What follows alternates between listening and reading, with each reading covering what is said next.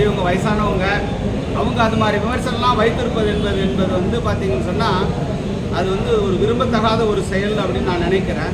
நான் அவருக்கு பதில் சொல்ல வேணாம்னு நினைக்கிறேன். ஏன்னா அவ்வளோ பெரிய ஒரு தலைவர் என்ன போய் விமர்சனா அந்த அளவுக்கு நான் வளர்ந்துருக்கிறேன்னு அர்த்தம். அதாவது என்னுடைய வெற்றி உறுதி செய்யப்பட்ட வெற்றி அவங்களை டிஸ்டர்ப் பண்ணிருக்கு, ஏதோ ஒரு வகையில் அவங்களை டிஸ்டர்ப் பண்ணியிருக்குது. அதனால தான் அது மாதிரி வார்த்தைகள்லாம் அவங்க பிரயோகப்படுத்துகிறாரு. அப்படி இருக்கிற முதலமைச்சர் நான் பணிவோடு அவருக்கு நான் சொல்லிக்கிறேன். அது மாதிரி நினைக்கிற முதலமைச்சர் ஏன் செந்தில் பாலாஜியை மேல கட்சியிலேருந்து அவர் கட்சிக்கு சேர்த்தாரு? அடுத்த கட்சியிலேருந்து அவர் சேர்த்துருக்க கூடாது இல்லையா? அப்படிப்பட்டவர் செந்தில் பாலாஜி அவர் கட்சியில் சேர்த்துக்கூடாது, அவருக்கு அமைச்சர் பதவி கொடுத்துருக்கக்கூடாது. இன்னை வரைக்கும் கடைசி வரைக்கும் அவர் வந்து குற்றமானவர் என்று நிரூபித்து ஜெயிலில் இருக்கும் பொழுது இன்னைக்கும் அவருக்கு ஆதரவு கொடுத்துட்டு இருக்காரு. அது மட்டும் எந்த விதத்தில் நியாயம்?